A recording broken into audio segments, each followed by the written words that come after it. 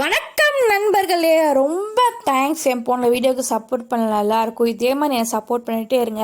என்கிட்ட என்ன வீடியோலாம் நீங்கள் பார்க்கணும் ஆசைப்படுறீங்க அப்படின்னு சொல்லிட்டு கமெண்ட்டில் சொல்லுங்கள். நான் கண்டிப்பாக அந்த மாதிரி வீடியோஸ் போட ட்ரை பண்ணுறேன். சரியா? ஸோ இன்றைக்கி நான் என்ன ரெசிபி கொண்டு வந்திருக்கேன் அப்படின்னா, புளியோதரை ஈஸியாக சிம்பிளாக எப்படி பண்ணலான்னு சொல்லிட்டு. ஸோ அதுக்கு தேவையான இன்க்ரீடியன்ட்ஸ் வந்து நம்ம ஃபஸ்ட்டு பார்க்கலாம். வத்தல் எடுத்திருக்கேன், நீட்டை வத்தல். அதுக்கப்புறம் எள்ளு, மிளகு, கருவேப்பிலை, கடலைப்பருப்பு, மல்லி, உளுத்தம் பருப்பு, வெந்தயம் இதெல்லாம் எடுத்திருக்கேன். ஸோ நம்ம இது எல்லாத்தையும் வந்து தனித்தனியாக வறுத்து எடுத்துக்க போகிறோம். ஸோ ஒரு கடாய் எடுத்து கொஞ்சம் சூடானதுக்கப்புறம் அதில் வந்து நீட்டை வத்தல் போட்டு ஃபஸ்ட்டு நல்லா வதக்க போகிறேன். செம்மையாக இருந்துச்சு இந்த ரெசிபி புளியோதரை. ஓகேவா? ஸோ இந்த வத்தல் நல்லா வதங்கினதுக்கப்புறம் அதை எடுத்து தனியாக பிளேட்டில் வச்சுட்டு அதுக்கப்புறம் மல்லி போட்டு அதையும் நல்லா கொஞ்சம் ரோஸ்ட் பண்ணுறேன். இதே மாதிரி நான் எல்லாத்தையும் ரோஸ்ட் பண்ண போகிறேன். அடுத்தது நான் வந்து எள்ளு எடுத்திருக்கேன். எள்ளையும் எடுத்து நல்லா ரோஸ்ட் பண்ணுறேன். இது கருப்பு எள்ளு. சரியா? ஸோ நல்லா அப்படி இருக்குது. அதுக்கப்புறம் கருவேப்பிலை, கடலைப்பருப்பு, உளுத்தம் பருப்பு, மிளகு, வெந்தயம் ஏதாவது மொத்தமாக போட்டு நல்லா ரோஸ்ட் பண்ணி எடுத்து வச்சுக்கிறேன்.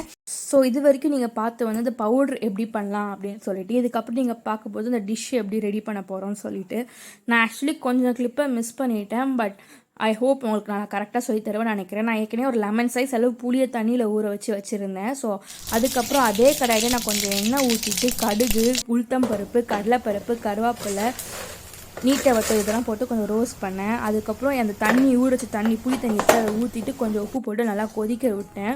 நல்லா கொதிச்சு வந்துச்சு. நல்லா கொதிச்சு வந்துட்டு இருக்கும்போது நான் அந்த சைடில் என்ன பண்ணேன்னா, அந்த ரோஸ்ட் பண்ணி வச்ச பொருள் எல்லாத்தையும் மிக்சியில் போட்டு நல்லா ஃபைன் பேஸ்ட் கிடையாது பவுடராக அரைச்சிக்கிட்டேன்.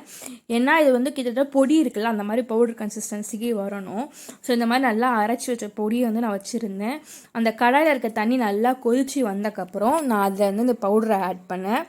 செம்மையாக இருந்துச்சு ஸ்மெல். ஆக்சுவலி நல்லா இதை ஆட் பண்ணக்கப்புறம் கொஞ்ச நேரம் நல்லா கொதிக்க விடணும்.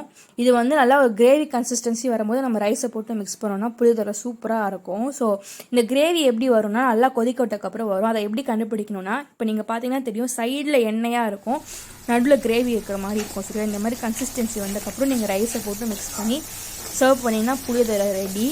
கண்டிப்பாக ஸோ இது கூட நான் கொஞ்சம் வறுத்தெடுத்த வேர்க்கடலையும் சேர்த்துருக்கேன். டிஷ் சூப்பராக இருக்கும். ஸோ சேர்த்தேன்.